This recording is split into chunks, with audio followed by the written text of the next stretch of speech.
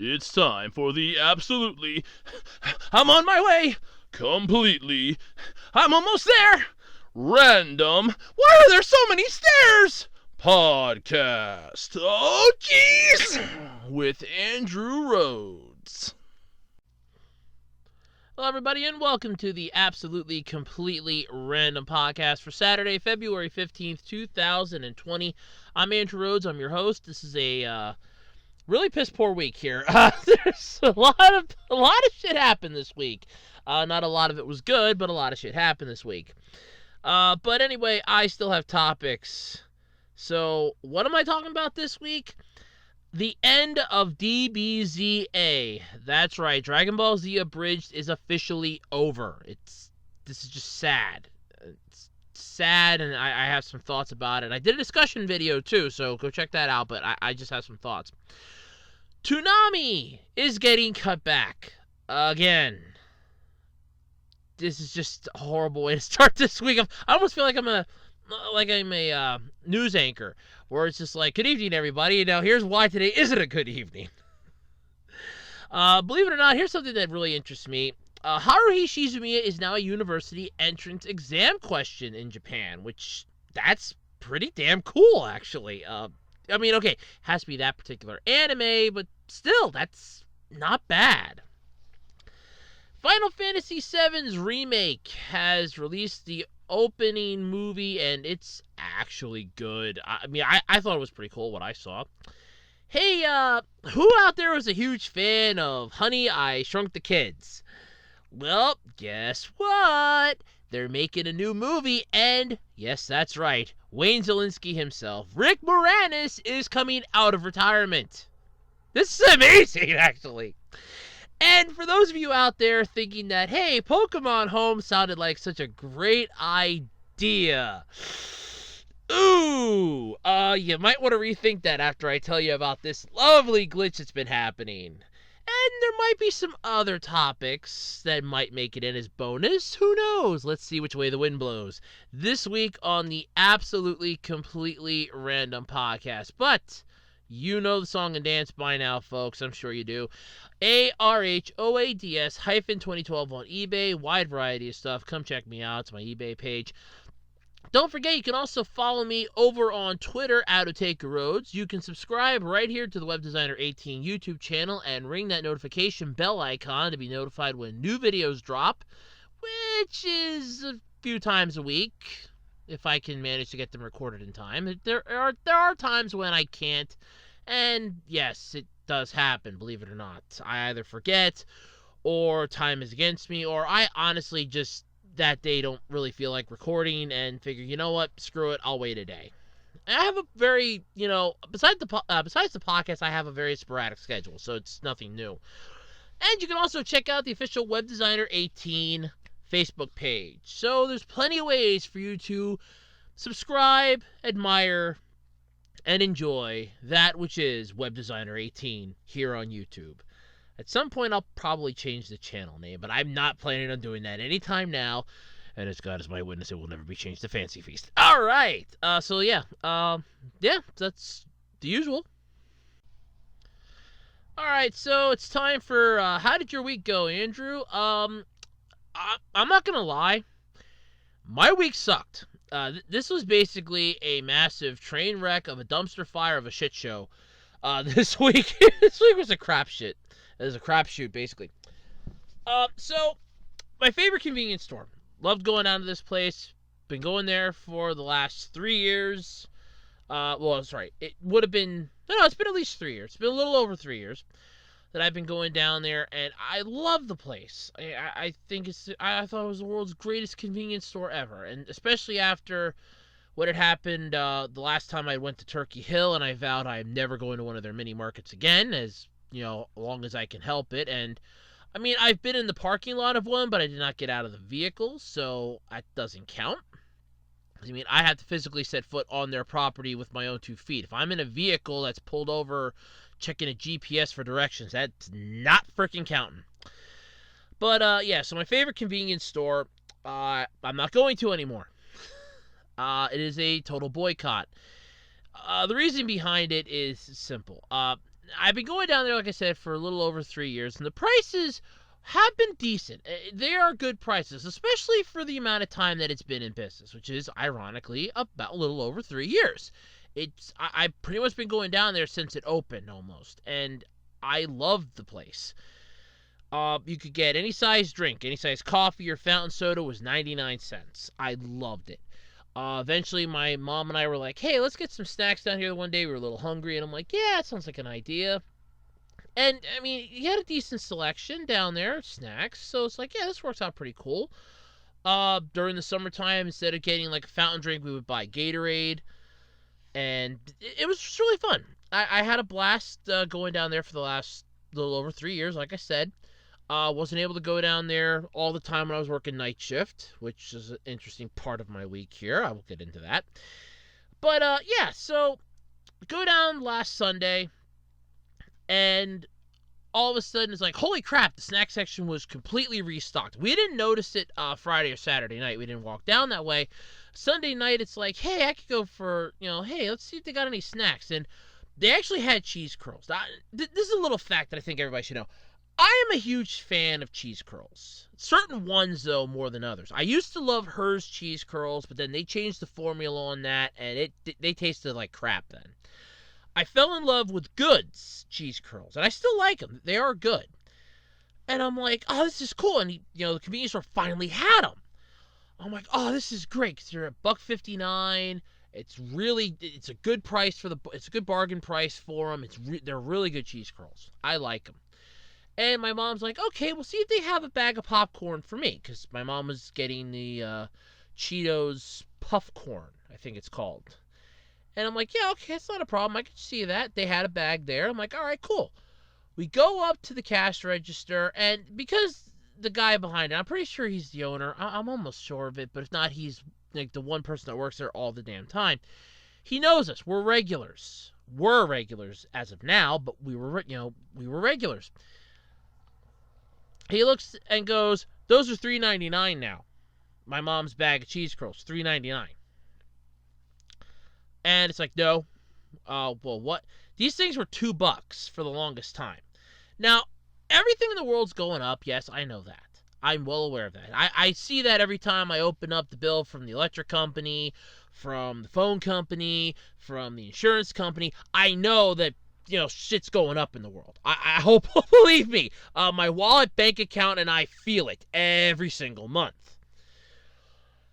But it was just a massive, it's $3.99 now, is what he said. And I'm like, I'm not paying $3.99, neither is my mom, for a bag of, puff corn. That's not it's barely worth the $2.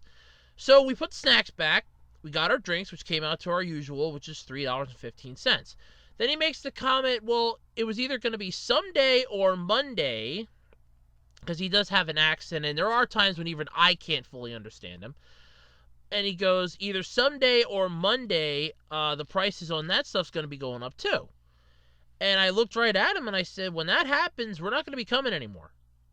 And then he's explaining the concept of how much it's going to go up, and basically, the way he was wording it and explaining it to us, the price of the cup of coffee we were getting from my grandfather was going to be $2 something. And the 44, I don't know what the exact size cup we got my grandfather's, but I know the exact size cup that I got for the fountain drink was going to be about $5. So I don't have a convenience store anymore to go to. I could go 2 miles from where I live and go to another one that I go to for gas every now and then, and occasionally we'll get a snack at or something. So, there is one last convenience store that I can go to. And that one's pissed me off over the years, but not to the point where I would boycott them, because that's, it's a quick shop, but it's owned by a corporation. So every time I've had a complaint, I brought it up to them, and they've rectified it. I have not ever been unsatisfied with how a complaint was handled. So I have no beef with them.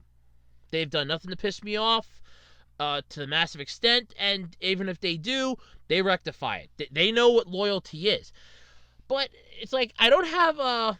I don't have a... yeah, I don't have convenience store anymore. Then, and this is Sunday. This is all just Sunday. And it's like 6 minutes, and I'm just on Sunday yet. So that was Sunday. Sunday night comes yet, and I find out, oh, DBZA has been canceled. And I'm like, oh, great. So I'll get into that. Then Monday's still reeling from the fallout of that. Come Tuesday. Tuesday's an interesting day. Just one thing leads to another. Though Monday was funny because I watched my favorite Star Trek movie and ended up suckering my mom into watching it with me. And my grandfather waking up intermittently through it like, okay, this is boring. Wednesday, it's kind of bad. And I want to say this. This is how you can tell I'm having a horrible week. When I'm looking forward to going to work. When the highest point of my week, I went to work. That's when you know I'm having a bad week. Go to work. New supervisor and I are getting along. Got our work done really good, really fast, really quick, really accurately. It was beautiful. Come home Wednesday, and it's crapshoot, family problems, issues. Thursday comes along. More family issues brought on by some relatives who, along with a few other people, still think I work night shift all the damn time. And that led into Friday. Again, high point, I went to work. Low point, I came back home. Even lower point, Friday was Valentine's Day. And I am still, as I've said many times, single. And yeah, and then today was a meh point. The internet wanting to screw me over, and, that was about it. Watched Hologram for a King, and that was a good movie, but not one of Tom Hanks' best. And yeah, that was how my week went. Over 8 minutes to explain, and most of it was just one frickin' day. But yeah, that's how my week went. It was a complete and total shit show. I'm not even gonna lie. A complete and total shit show. Like I said, when the highlight of my week is, oh, I'm going to work. That was the highlight of my week. You know we got problems then. That is when you know we have problems. When the highlight of my week is I'm going to work. That is the problem there. All right, but let's get into the somewhat depressing, somewhat not happy podcast, and let's see if we can't turn this week around, shall we? Maybe we can. Maybe we can. Alrighty, so for those of you who are humongous fans of Dragon Ball Z Abridged, that parody show that was over on the channel Team 4-Star, sad news, I'm afraid. As Lanny Pator, I'm pretty sure it was Lanny Pator. I swear that's what the one guy said. See, I can tell Kaiser Neko because he's done so many videos where he's been out there. It's Lanny Pator I usually am not sure on if that's actually him or not half the time. So I do apologize if I'm mispronouncing it or if I'm getting you confused. I do apologize. But I know it was Lanny Pator. I know, yeah. I know it was Kaiser Neko was the one. So Kaiser Neko and, like I said, I'm pretty sure it was Lanny Pator, did a video, which, by the way, there is a link to that in the description. And all of the links for the Dragon Ball Z Abridged things down below will also be over in the discussion video. I forgot to add them in this morning.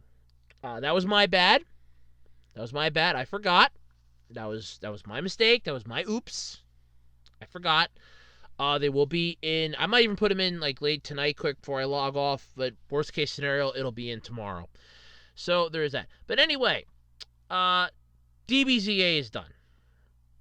So what does this mean and why? Well, Kaiser Neko put it out on Patreon. I found it ironically through Kotaku. I was clearing out my email last Sunday night, and there was a topic in there, which dropped last Saturday, well, actually last Friday-ish, at 4 p.m., according to the article. Dragon Ball Z Abridged comes to an abrupt end. If I would have seen this last week, believe me, this would have been a topic. I would have bumped something from last week for this. So, why is it done? Kaiser Neko and Lanny Pator have said that they're burned out. They're just exhausted. And there's an entire Patreon post that's public, too, by the way. I'm going to read parts of it here. I didn't do this for the discussion video because that was like the second recording of that one that got put up today. So there's that. Hi, folks. Scott Kaiser here. And Kaiser, it's in parentheses. There's been a lot of talk the last year about what the future of Dragon Ball Z Abridged is, and while we've tried to update people, we failed at making things crystal clear to everyone. We're planning on a full video talking about it, but we want to make sure that we can give you the full rundown now that we've made our final decisions. So, by the way, that video is out. You can pull it up. There is a link in the description to watch it. I do have the link to it. We currently have no plans on continuing with the Boo saga in our original style or in the style of the Short Z or shorts at this time. Recently, they publicly announced DBZA will not continue via the original footage, a la our classic method of abridging. However, they talked publicly about possibly moving forward with the Boo saga via the same animation provided in the Z shorts, which they unfortunately said is not attainable. They can't afford that. It's not doable. So that goose was cooked pretty much immediately. For those of you with questions, I'm going to try to address them here according to the article. You guys promised Season 4 of DBZA. Why did this change? Several factors. 1. The ending of the Cell Saga gave us a sense of finality. Or finality. Finality? It's impossible for us to escape. We put our hearts and souls into making that finale stand out, and everything we've worked on with the original footage since has left us feeling hollow. This is a distinctly personal reason, but it's also incredibly important. Many shows lose steam as time goes on, and the creators extend their work far beyond its natural lifespan. We're feeling that with this, that it's a scary, depressing thought. They didn't want to end up like The Simpsons, Dexter, Scrubs, MD, just to name a few. Why they picked Scrubs, I'll never know. I never liked that from day one.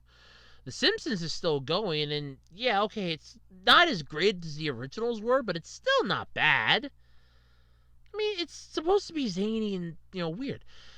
But, sorry about that, I hit my microphone. So yeah, if you felt that, I hit my mic. So yeah, they know that there's more to a story to work with, but in all honesty, there just isn't the emotional attachment and passion for the arc that drove the last 3 seasons. This is another very personal reason, but it's unavoidable. They don't enjoy tearing down and mocking things that they love. They want to celebrate them, expand on them, explore them, sometimes make light of their shortcomings. That's what gave you the best of DBZA up until now. And ultimately, we find ourselves at odds with that approach in the majority of the Boo saga, which, and I'm going to interject this here, there are a lot of people out there that don't like the Boo saga. I'm not one of them. I love the Boo saga. That was one of my favorite parts of the whole franchise. I honestly thought that was the perfect sum of everything. You have the immovable forces, which were basically the Saiyans at this point. And you have basically the unstoppable Saiyans versus the immovable object, which is Majin Buu. And that was honestly the best. I mean, Goku literally, coming up to the part where Super Saiyan 2 could trade blows with Kid Buu was just amazing. It literally was the embodiment of half the series, I thought. But, the hell do I care? I'll tell you, what the hell does my opinion matter, basically? Reason number 2, they said that they're burned out on the original method in general. Everything else. Most of it you can read in here. Their YouTube channel, though, for number 3, is their primary source of revenue, and Patreon absolutely has helped them with several projects. Episode 5 of Unabridged is now in the can, and they can continue filming until early February. The lifeline that sustains the company is their main channel. They've had copyright claims, which, here's a newsflash, it almost seems like unless you have gotten a copyright claim at some point, you're not an official YouTuber. I haven't, happily. That just makes me an exception to the rule. I follow the rules. I fly under the radar enough. I don't do anything that's going to piss people off tremendously. But, yeah, I mean, I'm not going around taking video clips, shoving them up, and claiming them to be my own, and they're doing this as a parody. What bugged me about it was that every time they got a copyright claim and it knocked out their channel, it's like 3 times I counted. It's like, look, here's the thing. You got copyright strikes, your channel went down 3 times. They've appealed it, they got the channel back. They had down at the start of it, the following is a non-profit fan-based parody. Right there protected them. Under the copyright claim stuff and the stuff that YouTube had up in their own guidelines, mind you, it protected them. It was just the fact that they're tired of the channel going down all the time. They're tired of this, tired of that, and I get that. I get the burned out. I get the burnout because there's a couple comments on my discussion video already. I understand the burnout. I get that. I really do. It's understandable. I get burned out from time to time. There are days when I kind of feel like, do I really want to do this? No. Do I really want to do this? No. Am I really a fan of wanting to do this today? No. I get that. Believe me, I understand it more than you know. But I'm going to say this again, like I said in my discussion video, and you can read the rest of their reasons. I'm not going to go into the whole thing here. But you can go read the rest of those. But what I said in the comment in my discussion video, I mean. I don't really think they ever planned to do Season 4 from the start. I really don't. If you go back through and rewatch a lot of their older videos, especially some from the last, I want to say, 2 or 3 years. Like, at least from 2016 to now. To basically to December or September. Basically to, like, September of last year. Maybe even just December of last year. You'll know that a majority of them were basically saying, look, we're going to focus everything we got on episode 60. We don't really want to go forward. I don't think they ever planned to do the Boo Saga to begin with. It was nice that they gave everybody that light of hope. It's like, look, we're going to do the Boo Saga. Here you go. But at the end of the day, yeah, I don't think it was obtainable. You actually sit back, rewatch those, and rewatch them with this new information that came to light, and it does kind of ring that bell a little bit harder than it did before of, yeah, I don't really think they planned to do the Boo Saga. I honestly think they were going to end it at Cell. Because you have the fact that a lot of people don't like the Boo Saga, which I don't understand why. Even to this day, I love the Boo Saga. It's one of my favorites. You had the fact that they put so much effort into doing the Cell game saga that they were making their own Apex. And that's, what's going to happen. And everything has to change and evolve. And there's also that saying that I had at the start of that discussion video that all good things must come to an end. That's a natural thing. I hate to say it. I mean, I agree with some of the reasons that they're giving it. My beef, though, is basically everything that I aired in my discussion video, for starters, and some other things in general. You're burned out on this, but you want to focus on other projects. I gathered that from a lot of the channel updates that they were doing. Hey, we have some stuff we're coming out with. And when Kaiser Neko was doing it, he goes, it's not episode 60. We are working on this. It's not episode 60. I got to go work on episode 60 now. And the one, it was just like the way he was saying it was like, I'm doing this to shut you people up, for starters. But then at the end of the time, it's like, I'm doing this so we can end this, so that we can just, finally go on with this other stuff.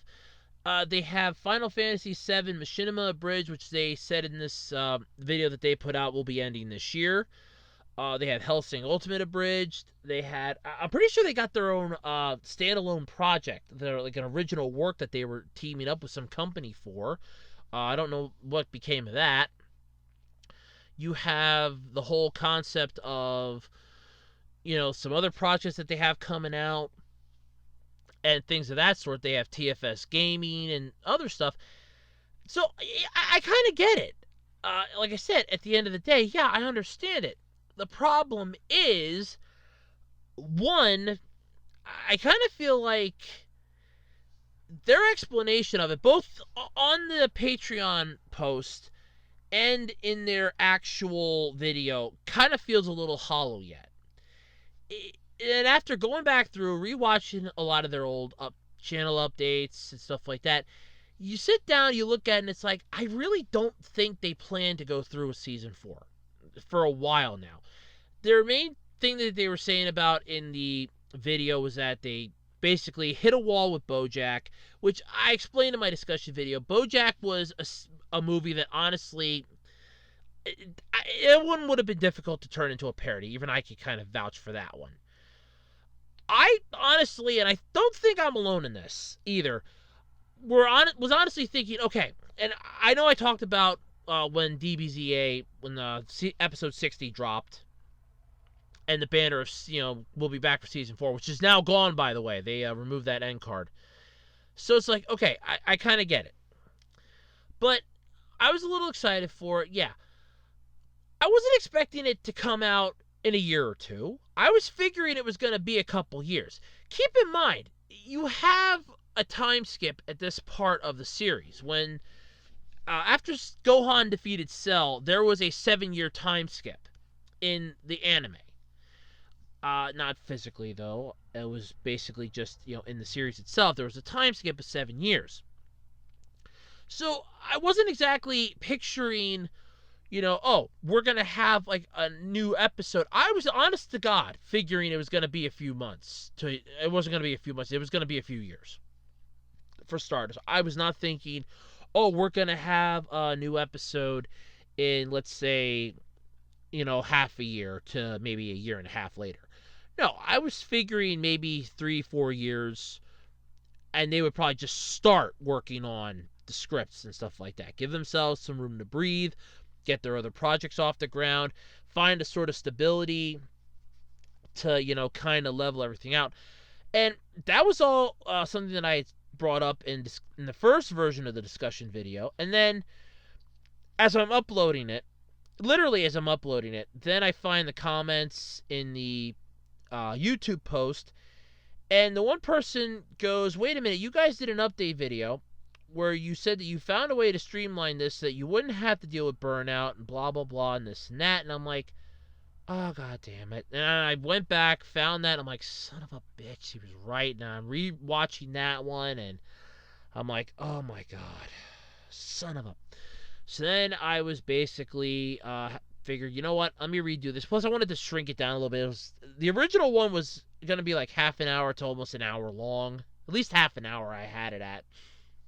So I'm like, let me cut it down a bit. So I did that. But, it comes down to it, like I said in the discussion video, I don't think they really planned to do Season 4 from the start. I think Season 4 was a pipe dream and nothing more.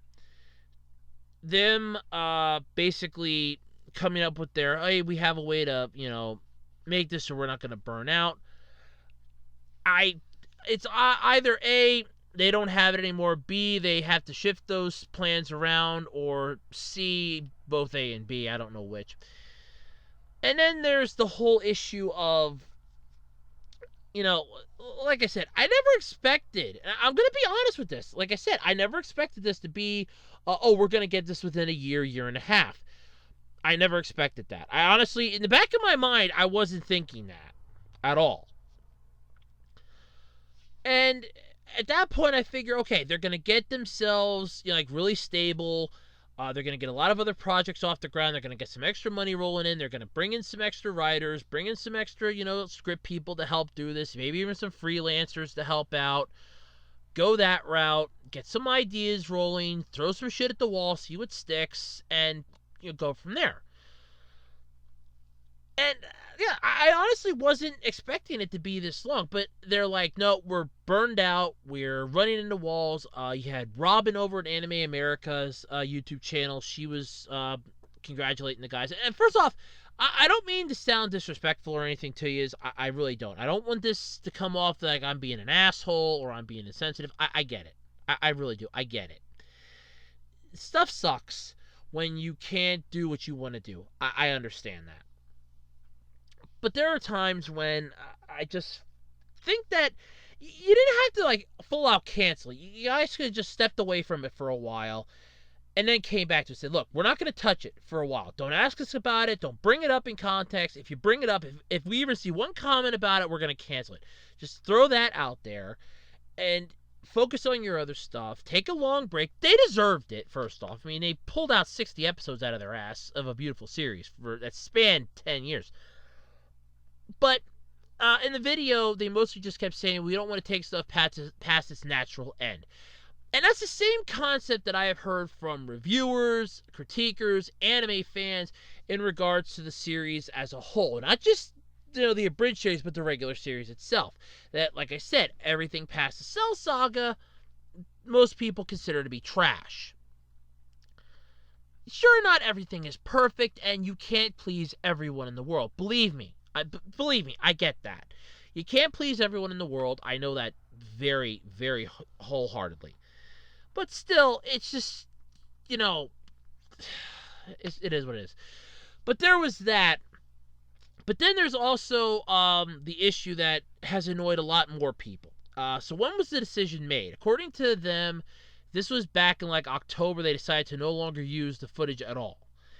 And there were fans on their YouTube post, and there's some people on Twitter and that just going after the guys.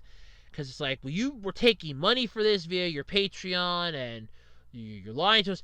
And I will agree with them on the one thing. I can agree with Kaiser Neko and them on this.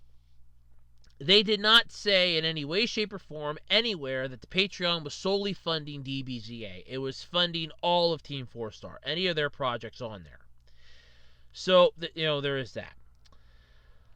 I get that. So, a lot of fans feel betrayed, pissed off. They know they're going to get hit with subscriber loss, drop in views. They know this is coming. You're going to have the fallout. Think Iron Man when Tony Stark made the comment, what was the drop in the stocks?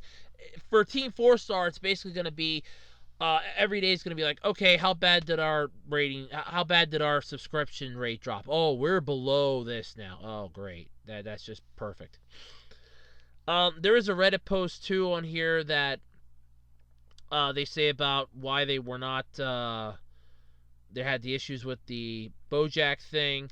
Like I said, BoJack was a horrible movie to try to make a parody of. It just fine the way it was. I mean, I would have been curious to see how they would have done it if they could have, but yeah, I mean, it is what it is. But they said it's like back late August, early September, they were working on the script for BoJack since May. They were struggling to get anything of substance down on paper. Basically, they were chucking shit at the wall trying to see what stuck, and nothing was sticking. But at the time, they'd already written out several of the shorts. They were hoping to use those to kind of, connect those between Cell and Boo sagas, but that's not going to happen now. I mean, they said that they're going to probably put the last few of them out that they have. They're going to continue those to a point, I guess, however many they have left, or until they're just done and tired with them. I don't even know if they're probably going to continue with those. They might change their mind. And it's like, they're done, basically, is what they said. And, yeah, I get it. Like I said, I understand the concept of it. But they're like, no, we can't, change this. It's going to cost too much money. But here's the one part that I had said, like I said, and they did put this up multiple times, not only in video form, but on this as well. They have continuously said time and time again, and tried to communicate this, that Patreon was not made to fund DBZA. It was made to fund projects outside of DBZA, which they have a few other ones. Final Fantasy VII Machinima Abridged, which they say is ending. AWF Unabridged. Fistmaster, Super Knockoff Versus, X Minutes, Cell Versus, Unannounced Projects, stuff like that. All non-mainline DBZA content, basically. But they did promise that DBZA would continue. Besides these projects, they would just not interfere with production in any meaningful manner. They also announced Season 4 at the end of Episode 60, which was September of 2018, leading people to believe that the show, as they knew it, would continue as per usual. People just, either didn't understand the concept that they're like, no, we're not funding it via our Patreon, and this and that. That's just what it is. What it is. It's just people misread that. Like I said, they have removed the end card that said it will return for Season 4. That's gone. I did pull up Episode 60. Pull it up because Masako X, or Lawrence Simpson, a.k.a. Masako X, who has his own YouTube channel and does a sort of Dragon Ball spin-off thing of a what if. Because he's the one that does a lot of those theory videos, like Dragon Ball Z theories, like what if Raditz, turned good. And he actually started a series called Dragon Ball R&R that's a spin-off of that what if series of videos, which is actually kind of cool. Raditz is married to Lunch, has a daughter. Yeah, that's kind of cool. So you have like a whole bunch of that stuff, but he was commenting about how, his life has changed a lot since then, since he started, and a lot of other people. I'm not going to lie. this Dragon Ball Z Abridged has changed a lot of people's lives. It has made an impression that will never go away. Hopefully, I'm going to say this, but I hope it doesn't happen. Somebody else might pick up the mantle that they left and run with it, but the problem is it won't be the same. The characters won't be the same. They're probably going to have the same issues with copyright claims and stuff like that. But I mean, it's sad. I'm not going to lie. It's sad. It sucks. Am I a little disappointed? I was at first. And then, like I said, going back through a lot of the older videos and their older information, stuff that they had put out, which I did in like a span of a day, because it's not that difficult to find this stuff anymore. It was pretty much like yeah, like I said, I feel like they weren't planning to do season 4 from the start, and they just put that end card in there just to make us, the fans, happy and nothing more. But two other questions that they had on this Patreon post. Will this affect the production of Final Fantasy VII Machinima Abridged? No, they're finishing that this year. And is there any chance you'll change your mind? They put down, because this is actually a pretty cool question. They cannot say so. It goes, I cannot say so. We've made this decision, and it's what we truly feel is best for us moving forward. If you guys have any more questions, I'll make myself available in the comment section, blah, blah, blah. Thank you for your time and your support. I hope you'll continue to see us in New Horizons, but as we said before, respect your decision, whatever they are. They know they're going to lose subscribers. They know they're going to lose people. They know they're going to lose stuff. And there's just a bunch of like comments in here, like 5 days ago and stuff like that. Here's one that's understandable. It's sad, but totally understandable. You shouldn't continue with a project if you don't feel like you can do it and not come to hate it. Burnout is a scary thing, and I get the other fears too. You guys should do what is best for you. DBZA ended on such a high note that forcing it on would ruin it. Honestly, you guys made it into an amazing series, a love letter from the fans. Time to move on to other projects that are bound to be great. Thank you for all the amazing episodes. It's led to great memories. Good luck with all your future projects. Yeah, like I said, I agree with a lot of what they said. Burnout is a real thing. Burnout sucks. It's scary as hell. I get that. And what's just, terrifying is the fact that it's just how it happened. With them saying that, we're at our wit's end with the process of creating the show. We're burning the hell out. We can't figure out how to get this to work. We run the risk of losing our channel, losing our livelihood. Copyright claims have been coming at us left and right all the time. Like I said, I get it. I don't think any of your fans would argue that, hey, if they would have came out and said, hey, look, we're not going to be touching DBZA for a while because, our channel can't handle a shit ton of copyright strikes anymore. I think the fans would have understood that. I don't think anybody would have came at them and said, oh my God, you people are horrible. It's like, look, we want to make sure that we're in a good place. We want to get this stuff hammered out, done, and I don't think anybody would have minded. But it's just the way they came out and said it that I think kind of pissed people off. But yeah, it is what it is. DBZA's ended. Check out the links in the description below for more. I know this topic is going on for a while. That's why it was going to be the first one, because I knew it was going to take a while. But yeah, I mean, this is a huge thing this week. It's done. So there's no more DBZA. It sucks, but thank you guys for everything you've done. I mean, I'm going to miss it. I was looking forward to the Boo Saga. I thought it had good potential, but, it is what it is. I'm just one lowly viewer. I can't, force you guys to change your minds. Nobody can. Only you can. But, yep. So thank you guys for everything, and rest in peace, DBZA. All right, so continuing down the well of sadness here.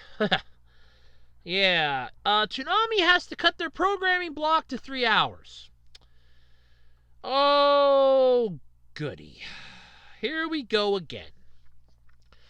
So, the programming block on Toonami, which currently airs about 6 hours of content every week, it's getting shortened again. Now, this happened, oh, God. I want to take, like, a chance here to remember this half a dozen times.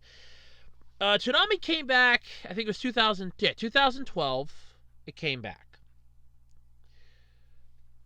Yeah, 2012, I believe, is when it came back. God damn it, hold on, let me pull this up again. I mean, I remember when Toonami ended, as I was sad. And the sad part is I found out about it months after it had ended. That's what really bothered the hell out of me. But, yeah. This is not good. It just keeps getting, worse and worse and worse here. Okay, when did it come back? Come on, internet connection, go a little bit faster here.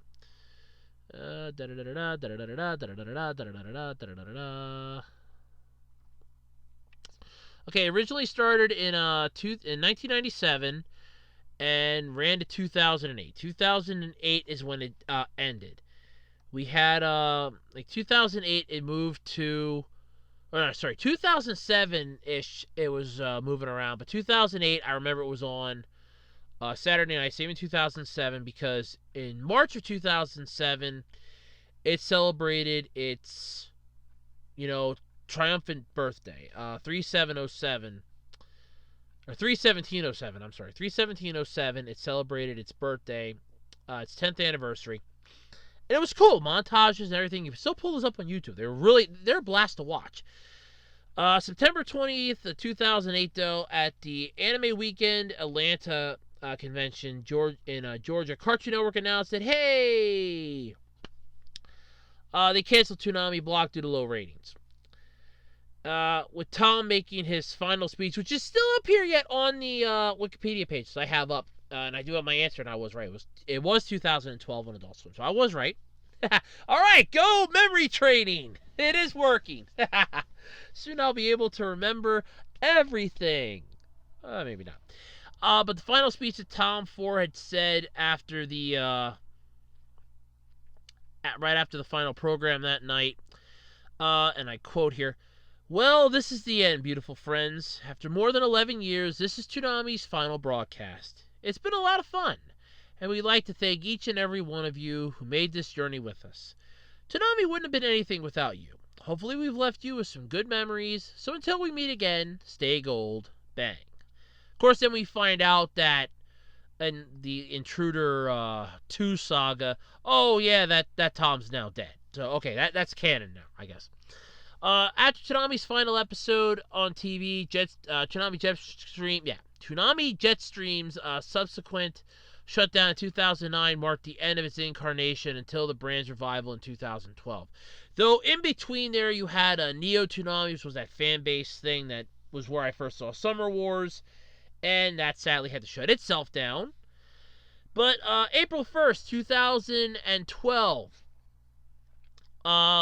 they launched what had to have been the greatest joke in history of histories. And that was, oh, boom, baby. You have the whole Toonami's back. It came back for April Fool's Day. It was just a massive, oh my god, fans loved it. On April 4th, Adult Swim followed up with a tweet saying, "Bring back Toonami. They've heard you. Thank you for your passion and interest." They said down the following day, "You want it back? Let us know." You could tweet them, and that was before I even had Twitter. It was you could tweet them, go on the Cartoon Network site and let them know. And I went onto the site, said, "Yeah, bring it back. I want to see it again." So yeah, when it first started, it was only till like 2 in the morning. Then it rebooted again. Then it just basically restarted the whole night again. That was fine. Came back on May 26th, and that honestly still the best night I remember, because I just that it was a Saturday. Went up to my friend's place, was up there for the day, came home. It's like 8 o'clock at night, and I'm like, the hell do I really want to do? Do I want to watch? I was trying to figure out what I wanted to watch when I still had TV in my room. I don't have TV in my room, sadly, anymore. But I'm like, what do I want to watch? And I'm like, yeah. Something was telling me to just turn on King of the Hill, which was on at 8 o'clock on Adult Swim. I'm like, I don't really feel like watching King of the Hill. And I always had that as there's nothing else on, I'll just sit through that, because I just needed to have something on in the background. That's the type of person I am. And I turn that on, and I see the commercial with Tom going, "Toonami's back, bitches," and I'm like, holy shit! And my mind was just blown right out of its skull that night. Metaphorically speaking, of course, but I was like, damn, this is amazing. So it came back. October 6th, it expanded to a massive 6 hours. A full 6 hour run. 6 full hours of Toonami again. It was like, my God! It was amazing. Then we had some issues, though. Some stuff did happen later on. We had massive episodes. Got Bleach. When in reruns, they had reruns of Bleach. They did movies. Added some new stuff, but none of the stuff was massive at the time. I think they were still working, trying to get like a lot of licenses, rights, and stuff like that to air stuff. So they were just dipping into their well of, hey, we're working with you. What can we do here? They had the new look and everything that they debuted for Tom and Sarah. Everything was going great. Then we started getting some issues. They get in here at some point. They ended up having to cut the time down. I'm trying to look. I'm looking on here to try to look exactly where it was. God, as I remember that, because I was watching it, I'm like, hey, it's gonna come on at 11:30, and I'm turning over at 11:30, and it's not on. I think let's back up here a little bit.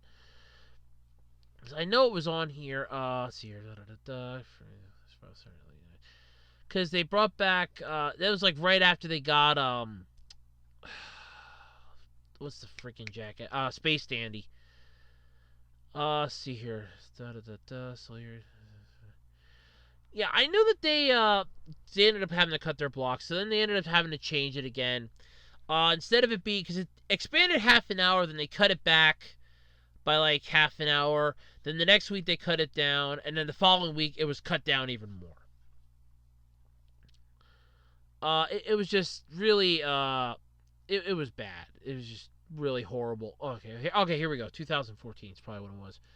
Let's see. Just new. I don't have everything memorized, so I'm still looking it up off of, yeah, I'm still looking it up here yet. Let's see here. You got Fully Coolly Progressive, kicked off in 2018. April Fool's Day. Okay. Okay, well, September 29th of 2018, they expanded to 7 full hours. And then I think they did kind of drop back again. Let's see, it was announced would remove Dragon Ball Z Kai, blah, blah, blah. Oh, yeah, they did cut the block back down then 6 hours in December. It's moved back a day and would air. Wow. Oh, it's going to be moved back. It was going to air from 11 p.m. to 5 a.m. starting January 5th of last year. Adult Swim took back their 8 p.m. time slot from Cartoon Network. Miserable bastards. 24th announced Pop Team Epic, blah, blah, blah. Kissing that crap. They cut the block down to 5 hours, January 14th. May 13th, they announced it was shifting the whole block 30 minutes earlier, starting at 10:30 and into 3:30, cutting half an hour of reruns of Family Guy. Change is going to begin May 25th, 24th, blah, blah, blah. Had the new Total Immersion event. The Forge was actually pretty cool. The Forge was pretty good. I got to get that one added to my collection. 2009. Okay, so 2019, last year in June, they shifted the block again back at 11, ending at 4. They added Food Wars, other stuff. Got Demon Slayer. It was going to expand for another 30 minutes, reshifting. And this year, they announced the block would premiere SAO, Alicization, War of the Underworld. That can bite me. They would be cutting, though, the block back to 3 hours due to Dr. Stone ending and removing the Promised Neverland and Attack on Titan. So, yeah, that's part of the reason. Sorry about the little history add in there, but it is what it is. I just thought you'd like to know. There's not much to talk about here either. So, starting February 29th, it's going to go from 11:30 p.m. to 2:30 in the morning. This is actually the shortest that Toonami's ever been on here, by the way. So the lineup's going to consist of the following. My Hero Academia at 11:30. Sword Art Online, Alicization, War of the Underworld at midnight. 12:30 a.m. kicks it off with... 12:30 a.m. brings us Demon Slayer with 1 in the morning kicking us into high gear with Food Wars. You better bring your appetite.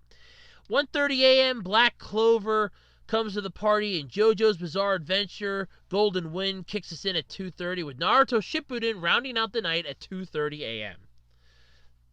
That's just horrible. Um. So, this is just sad. So the decision came in part because the current length is too expensive and unwieldy to handle.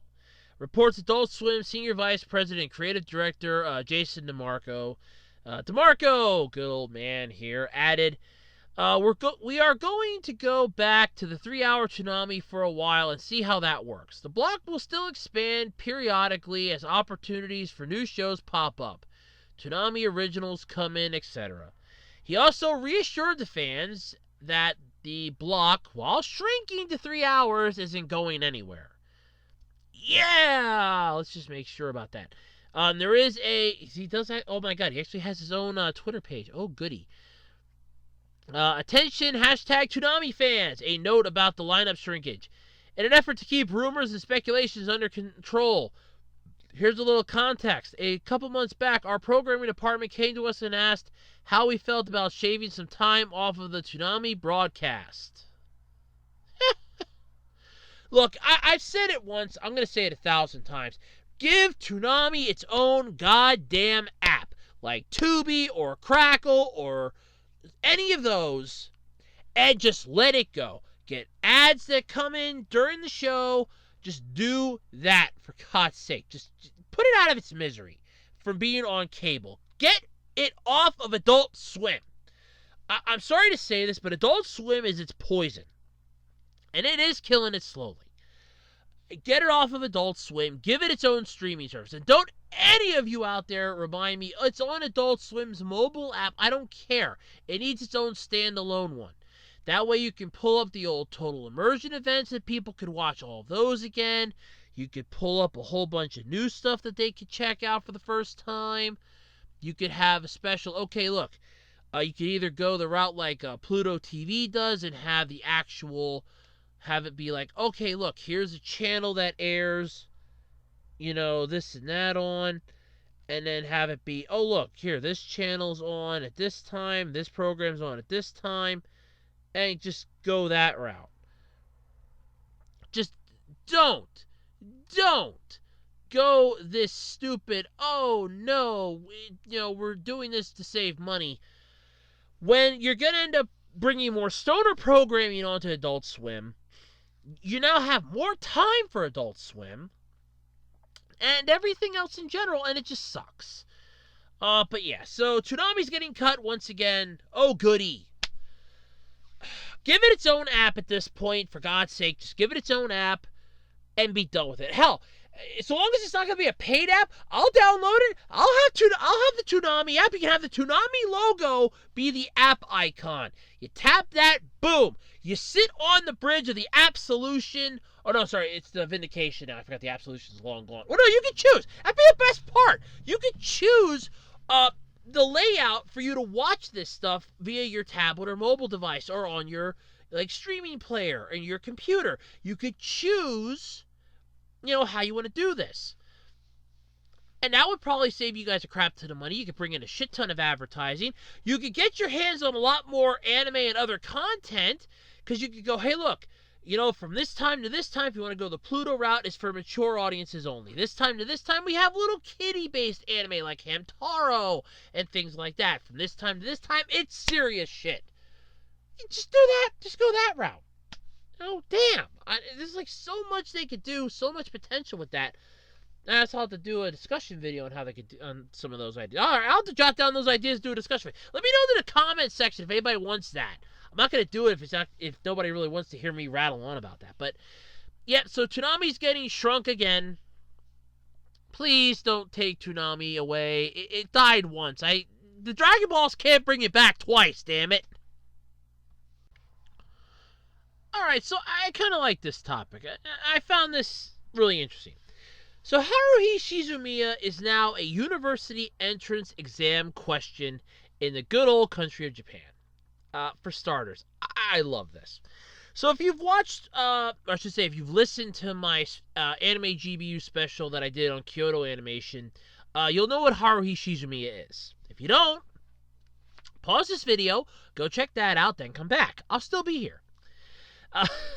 So the Melancholy of Haruhi Suzumiya anime adaptation was quite the phenomenon in its time. It's still registered as a classic, even by today's standards. It's loved by some people, hated by a few others, but loved by some.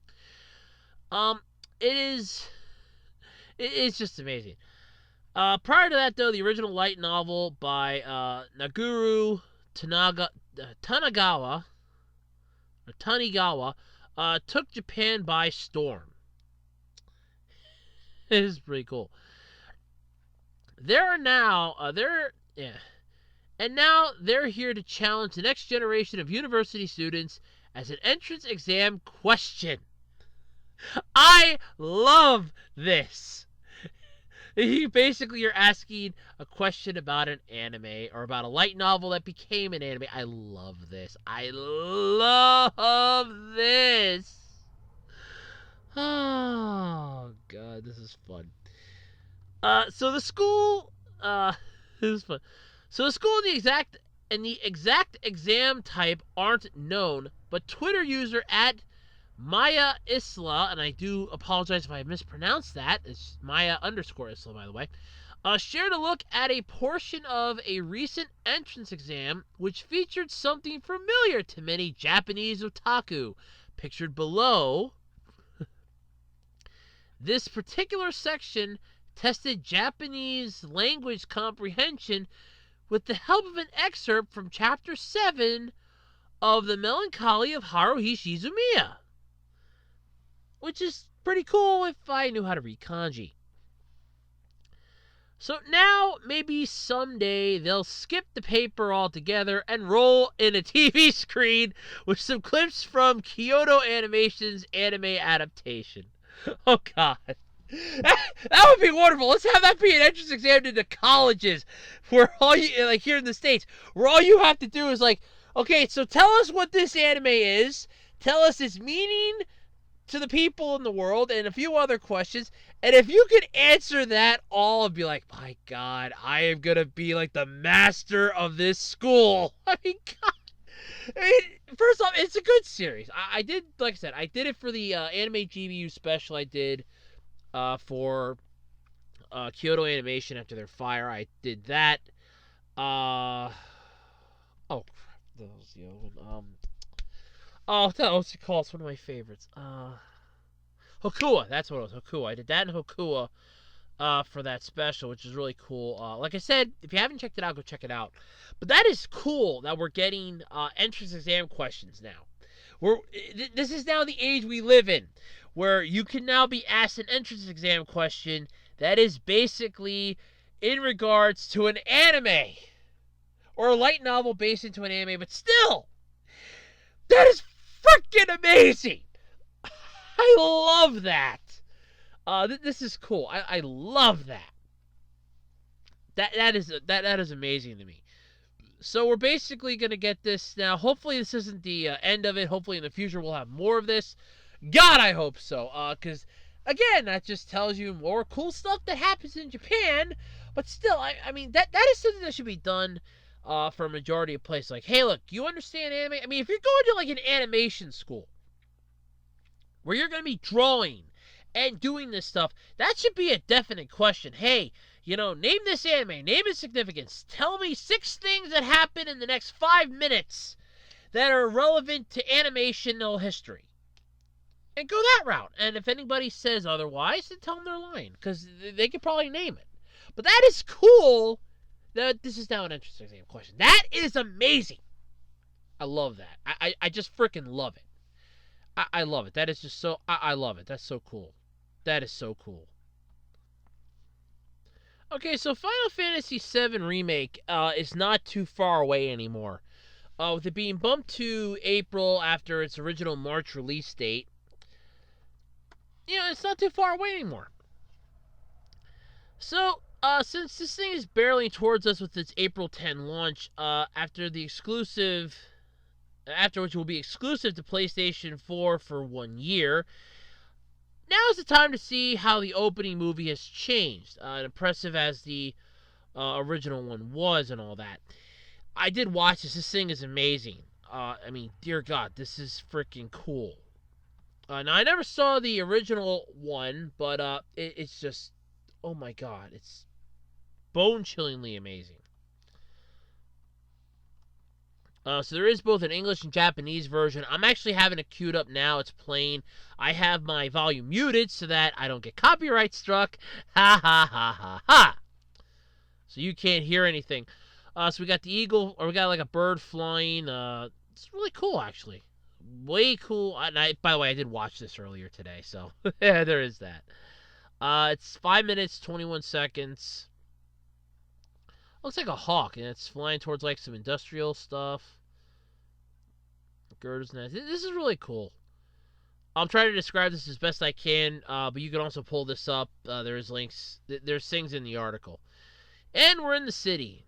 My God, it looks just like it did in Advent Children. It looks really cool. I'm not gonna lie. The opening movie for this looks really cool. The game itself has been getting a lot of praise. They've got all the stuff that apparently, I guess, the original one had. The one controversial scene, or one that I guess people were considering might be controversial, is going to be in the game. This honestly does not look bad. I do like this. Would I play it if I had a PS4 and the money? Yeah, probably. But you got the dying plants here, which is not a good sign. Children playing in a park. Lights are coming on. Oh, wow, massive. Oh, that's not good. Oh, yeah, that's definitely not good. When you see a massive bright light coming from the distance and shooting a whole bunch of particles up into the air. That's not a good thing. Nope.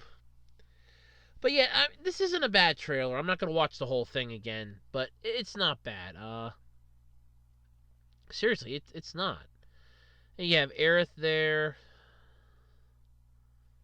This is cool, actually. I do like this opening. This is really cool. But yeah, like I said, I'm not going to rewatch the whole thing. You can check it out for yourself. But, of course, you cannot have an opening trailer without the badass protagonist himself, Cloud Strife. I mean, damn. You really can't have the trailer without him. You really can't, no matter how hard you try. But yeah, you gotta have Cloud in this, man. It's just amazing. But yeah, so the game itself, like I said, a lot of people have their thoughts on it, and I personally am looking forward to just watching a lot of the Let's Players go to town on it and stuff like that. But there's counting down the days. They've updated some of the stuff to it. It does look a lot nicer. Keep in mind, when the original one came out, it was for, what, the PS1? So yeah, it's been like a good few decades since then. So yeah, we're talking a real decent upgrade here. Like, it looks like you're basically watching Advent Children, in a way. It's like a 5-minute version of Final Fantasy VII Advent Children. So that does make it pretty damn cool. But, yeah, it is what it is. Personally, I think it looks pretty neat, but at the end of the day, who knows? But still, it's an opening movie. I approve. If the opening looks this good, the gameplay itself must be pretty damn good. You know what would be really impressive is if they got rid of the turn-based ability and made it real-time. Let's just take it one step further. I don't know what the play style is going to be, what the play engine in that is, if it's turn-based or real time, I don't know. I'm hoping real time, because that would be so cool watching that in real time versus turn-based, because I have issues with some turn-based games. I have a few issues with those. But yeah, looking forward to just watching this when it comes out. I really am. Alright, so here is some massive news for those of you who are humongous fans of good old nostalgic 80s style actors. Rick Moranis is coming out of retirement.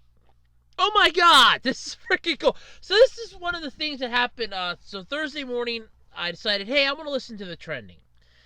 So I'm sleeping in a little bit, listening to the trending on the radio, and they said this, and I was like, oh my god, this can't be true. I'm like, this cannot be happening. Rick Moranis is returning. I'm like, no freaking way, man. And yeah, it's true. He is. He is set to return to reprise his role as Wayne Zelinsky in Honey. Basically, it's just gonna be called Shrunk, but it's basically the new Honey I Shrunk the Kids movie. Well, in the universe, basically. The new film's titled Shrunk. It's gonna star Josh Gad. I don't know who that is. I don't. But good old Disney, the House of Mouse, has not officially commented on the details of the movie's plot or casting. It did not immediately return an emailed request for comment either, courtesy of CNN. This was truly a team effort, though, Gad wrote on Twitter. But the end result is that yes, Rick Moranis is back, and I, and clearly a lot of other people, could not be happier.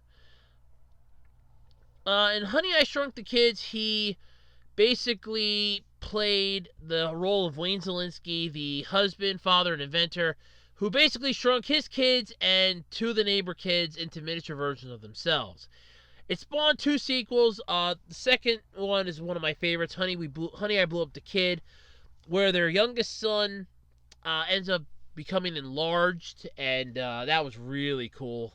I love that movie.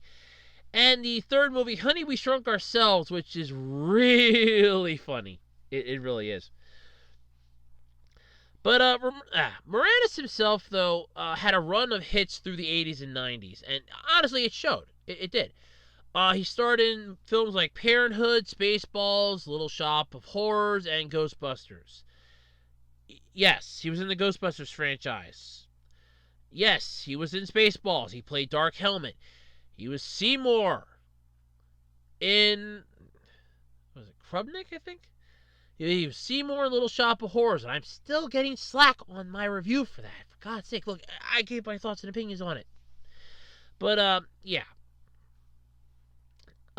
Basically, that's what it is. He had a string of hit movies. He was also in that, what was it, Little Giants with Ed O'Neill. God, he played like in a crap ton of movies, too. He took a 2-decade break, though, from movies to raise his children and do voice work, as he recounted in an interview with The Hollywood Reporter. Can I pull up that interview? I think I can. I think I can. Hold on a second here. Come on, baby. Come on, load up. Why is my internet going so damn slow tonight? I'm probably doing an update.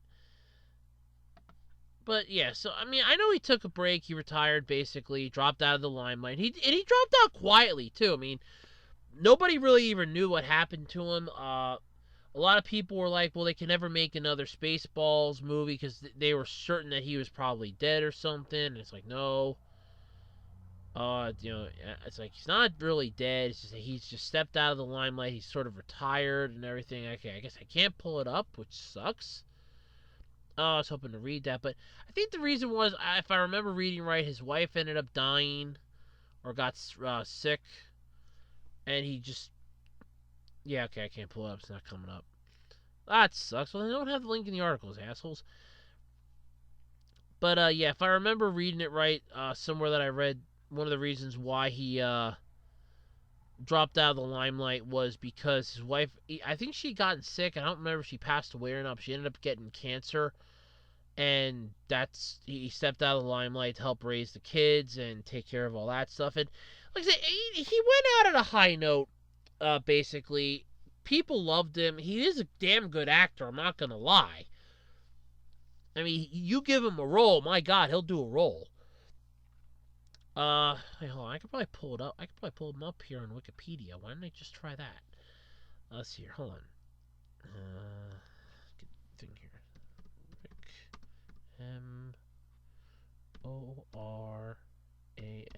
Moranis. Okay, let's pull up here. However slow this goes.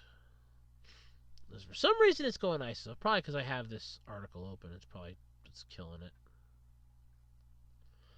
Nope, still going slow. Okay, I'm probably updating or something. But yeah, because, I mean, I remember reading that, though, that there was a reason why he dropped out of the limelight. Why he had dropped basically out.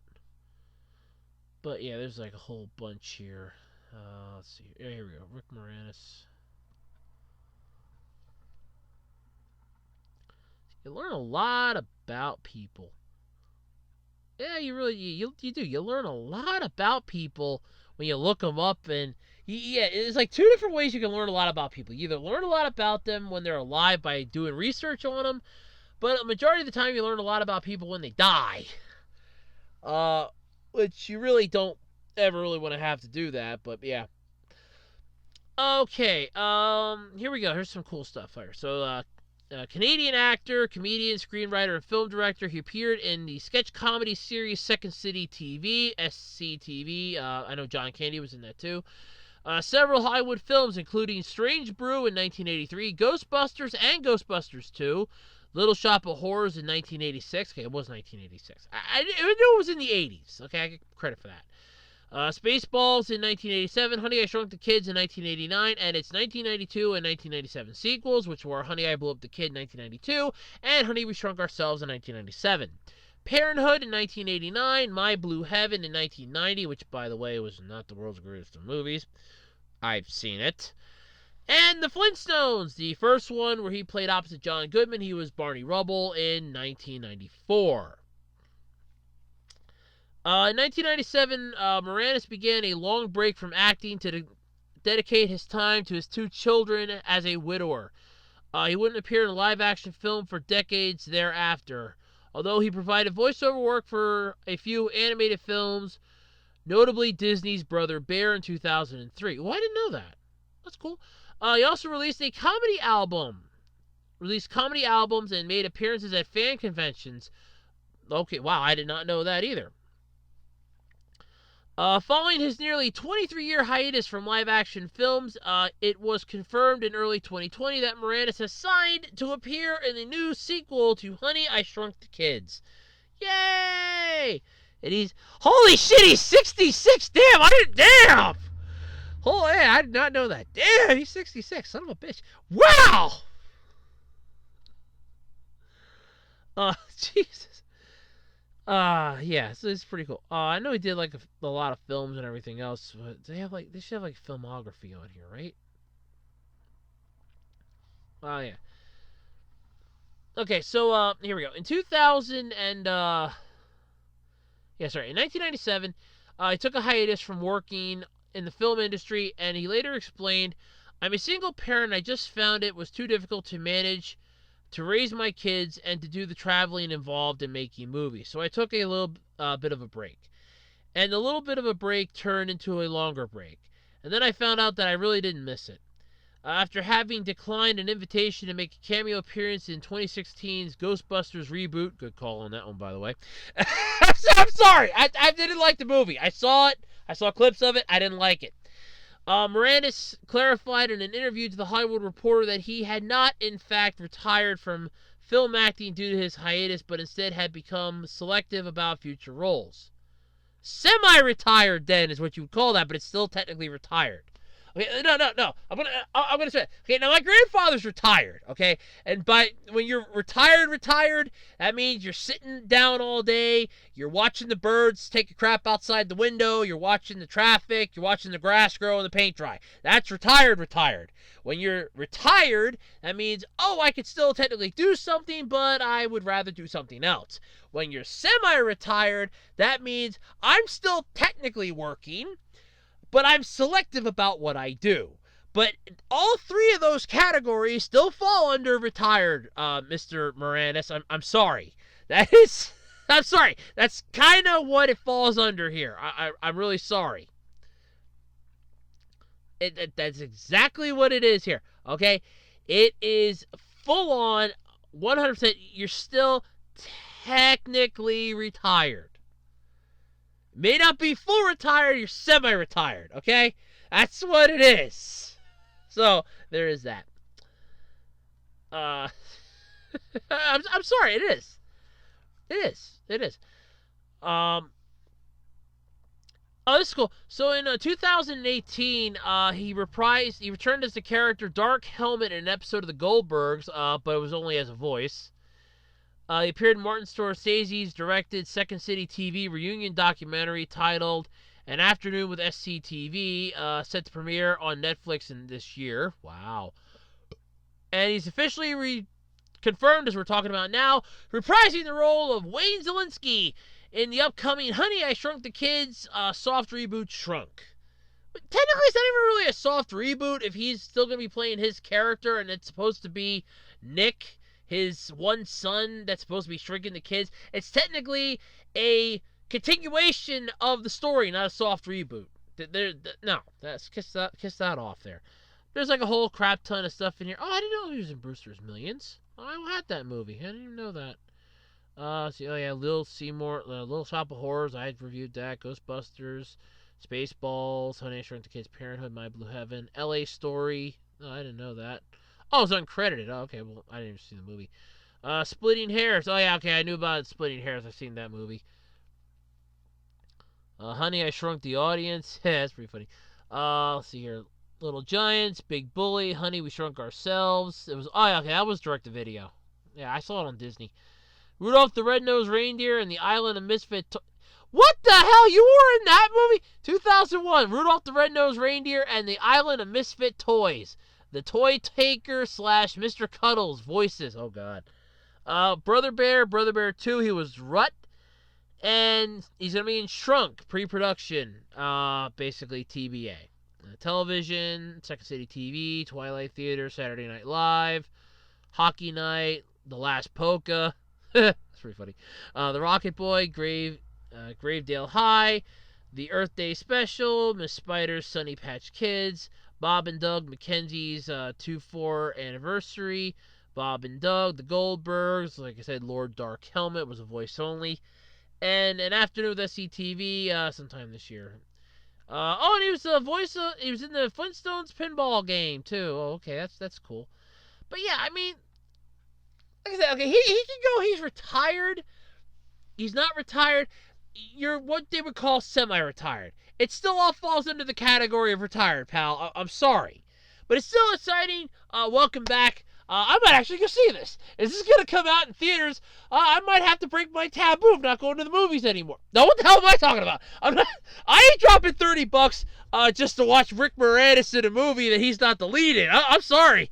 Oh, wait a second. The guy's 66 years old. I'm not going to spend $30 to go see a movie here. Okay? I'm not spending $30 to go to the movies anymore. No, Battle Angel Alita pretty much killed any joy of me going to the movies anymore. None whatsoever. But, yeah, this is exciting. This is huge news. I'm amazed that I'm probably going to have to really go back through and double-check a lot of those videos. But I'm amazed the weeknight update did not have that on. Hint, hint, hint. I thought for sure that would have been something that would be huge. Hint, hint. You know, just so long as my subtle hints aren't going to waste. Hint, hint. But yeah. Hint, hint. Alright, but either way, this is cool and exciting that he's coming back. It really is. So out of the ashes, once again, rises up the thing that I thought I managed to take down and kill once and for all. The Pokemon counter is back. Oh, God. So let's reset the clock, reset the counter, bing, bing, bing, and let's go into this again, because for some reason we're just glutton for punishment here. So, Pokemon Home. It's crashing, there's some scary bugs, the possibility you're going to lose your entire team. It is just bad, bad news. So, what in the holy hell is going on here? So, here's the bad thing. So, Pokemon Home launch brought a lot of players some grief, understandably as well. 35 Pokemon that weren't available beforehand, not to mention ones from past games. And you can bring them all into Sword and Shield. And the service even allows new kinds of trading, really cool Pokemon, and just a few days in, glitched Pokemon have invaded Home's ecosystem. And if transferred into Pokemon Sword and Shield, they can cause irreversible problems for some players. There was a thing up on this is hilarious here. So there was a thing up online. This is funny. There was a Mew.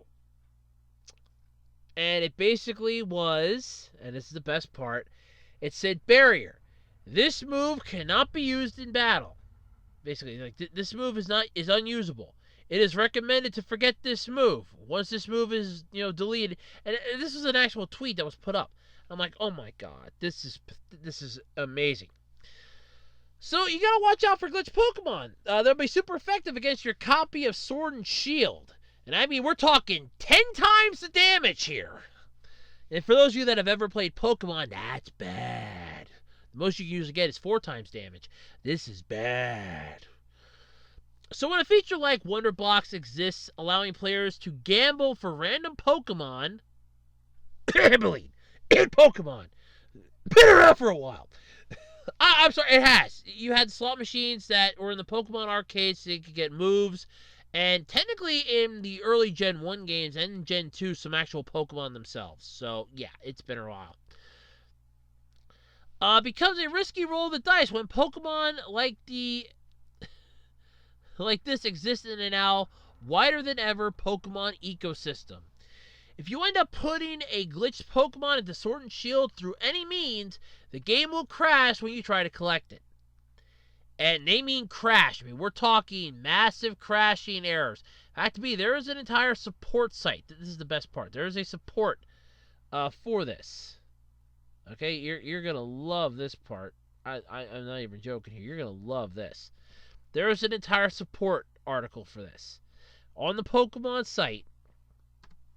Pokemon-support.com under news articles. There is an entire support thing for this. And this is huge. But Polygon has apparently reported that a specific problem where the glitched Pokemon caused the game to try playing the trade animation over and over and over again until the whole thing crashes. After you do experience a crash, you'll be locked out of using Pokemon Sword and Shield's YCOM online features.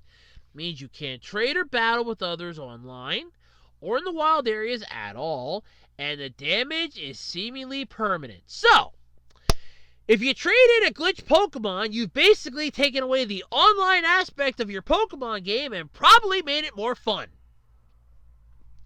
No, I'm sorry. I have no respect for Sword and Shield at this point, okay?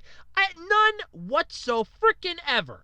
Between the constant issues, basically the segregation when it came to Pokemon from other regions, the fact that they piss-whipped their way through this thing, they made a lackluster story, heavy Kanto pandering, which, look, I love Kanto as much as the next person, but even I think we're getting too far now into this. Lack of starters at the start of it, minus one. One starter from a previous generation, and it was Charmander. Because they had a Gigantamax form of Charizard. You have Dynamax and Gigantamaxing, new styles of evolution, which replace the older styles, which there was nothing wrong with. Especially since the one was technically just a power-up that lasts for a short amount of time. Basically, in most cases, though, it seems like hackers create these glitched Pokemon using special programs that can input the digital creatures into Nintendo Switch's systems. So they, in many ways, resemble regular Pokemon, but they're not. No, they have the they have the special ability Hack. You want to know what Hack means? Hack is a special ability that causes 50 times the damage if your Pokemon is using a Nintendo Switch. But on the Pokemon support site, there's an entire thing here. Known bugs, and this is one of my favorites. So, the common Nintendo Switch version, smartphone version bug. Code 500, detail code 9013 is displayed and Pokemon Home cannot be started. Response status, it's been resolved. Yeah. See here. After you move a Pokemon from... There's another one. 214 gold and contents. After you move a Pokemon from Pokemon Bank to Pokemon Home... And I apologize, I'm getting a little stuffy. Hold on.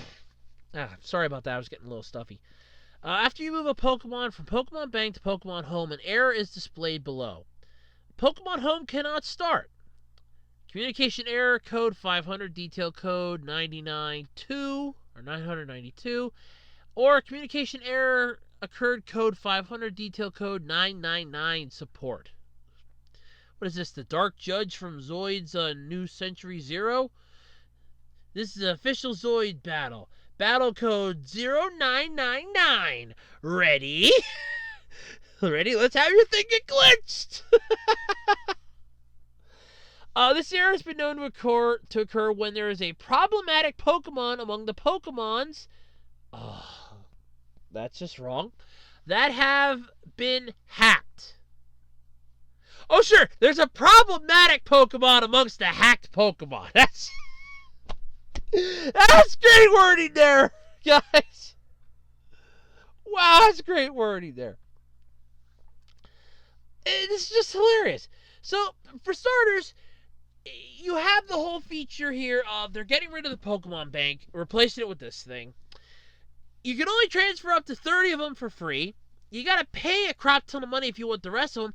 And now you get this massive kiss my ass style of issue in regards, and I'm not even joking about this, in regards to the actuality, okay? Now hear me out here. The actuality that you could lose your entire thing of Pokemon.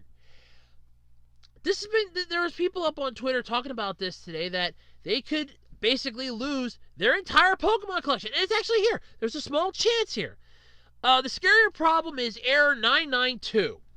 So if you get error 992, it's an error with no known cause that has a small chance of wiping out the entire Pokemon collection you were trying to transfer from Pokemon Bank to Pokemon Home.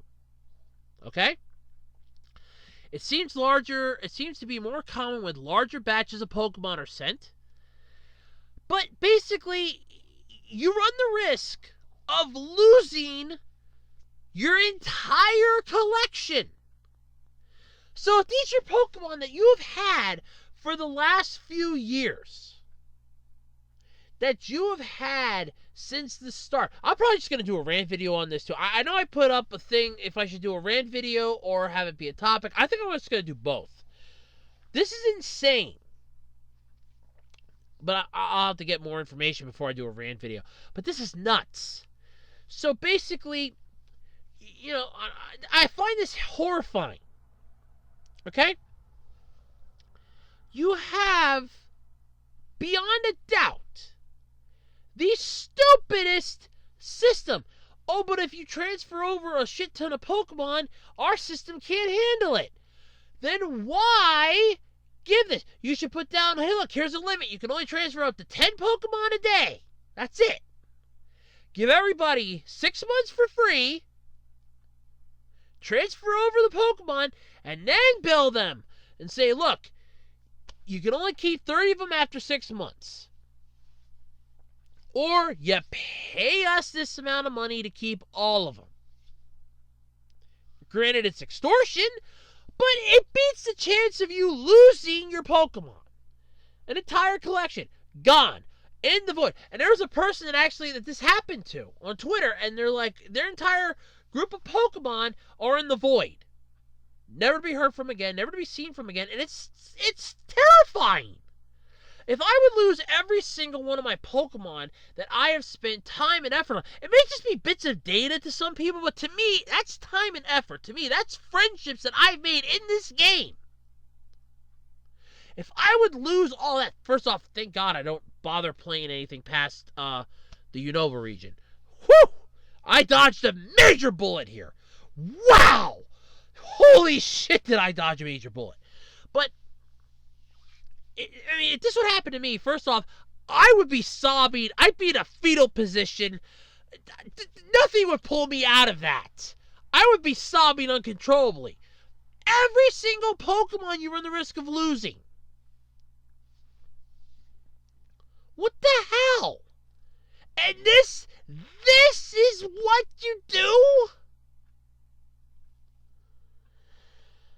You're getting issues where you can't sign in with the password-related service, like Face ID or LastPass. You get a communication error. Oh, great. So 2 things that were supposed to make passwords easy, Pokemon Home won't let you use because it gives a communication error when attempting to link to your Nintendo account. So, okay, you got to enter your information manually. That's fine. That's a workaround. But to lose all of your Pokemon? To lose all of my friends? All that bits of data? All that hard work? Kiss my ass. That's where I draw the line. If there was not, and I have put this up on Twitter, and I stand by this, I want to see those Pokemon defenders defend this. I dare you to defend this. And I freaking dare them. Defend this. Defend the possibility that you're now going to lose all your Pokemon. Because this can happen to you. Yeah, I could just see somebody, and I mean no disrespect, but I can just see this. All of a sudden, you're one of those people that were like, man, there is nothing wrong with Pokemon Sword and Shield. Pokemon Home comes out. I'm going to transfer all my Pokemon to Pokemon Home. It'll be fine. It'll be fine there. And then, boom! Error 992 happens. Error 992. My Pokemon are gone. No! No! Yeah. Now guess what? Now you're just like all the people that you just made fun of. Welcome down to our level. This is sad and terrifying that you would lose and have the risk of losing all your Pokemon because of this. It's terrifying to me. Kiss my ass. That's where I draw the line. If this didn't nail their... can't even talk now. If their coffin was not nailed shut before this, this is the nail. This is the final nail to seal this coffin for good. Let's bury it. Look, I'm going to be the first one to say this. Pokemon has had one hell of a ride. In all honesty, what they should have done, and I'm going to stand by this till I turn blue in the face and die of asphyxiation, they needed to go real time. Stop the turn-based bullshit. When they went to the 3DS, they should have went real time. Not turn-based. Because that would have made so much more sense. But no, we can't have that. No, it's got to be turn-based yet. All right, fine. But now you run the risk of this. Basically, this is the cherry on top of the shit sundae that is Pokemon Sword and Shield. This is it. You got the segregation of Pokemon. Now you're getting legendaries. Well, yeah, they existed in the game data. Well, then why weren't they made available to begin with? Oh, we didn't want to make things overpowered. Bullshit. You screwed the pooch on this one, Game Freak. You and Nintendo screwed the pooches on this, and this time you've gone too far. This time you know you're doomed.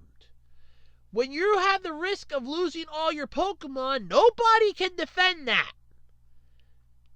I dare them to defend that. And if they say, well, Game Freak's going to do their best to fix this, Game Freak will look at this and go, well, unless you have your data backed up, that's all on you. That's not on us. Have a nice day.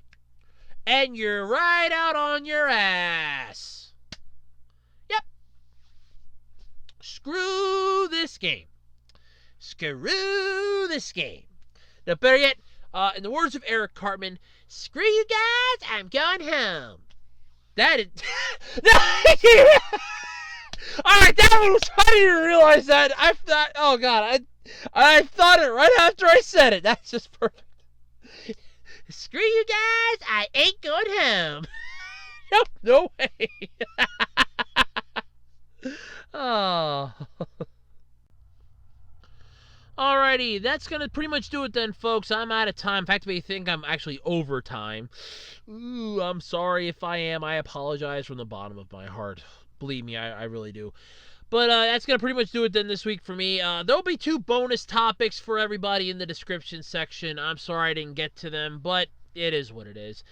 But anyway, thank you all for tuning in this week for the Absolutely Completely Random Podcast. Don't forget to shoot up your Q&A questions. What's the cutoff date again? I don't remember. I don't even remember the cutoff date for my own thing. I think I was I'm shooting for next week. Next Saturday. I could probably record it on Tuesday. And possibly have it up Thursday. So yeah. So Saturday's cutoff. Next Saturday night, the 22nd, is the cutoff. So 12 a.m. on the 23rd. No more questions. Eastern Time. United States, Eastern Standard Time. I don't know what it is in UTC. I can never figure that out. But anyway, thank you all so much for tuning in this week.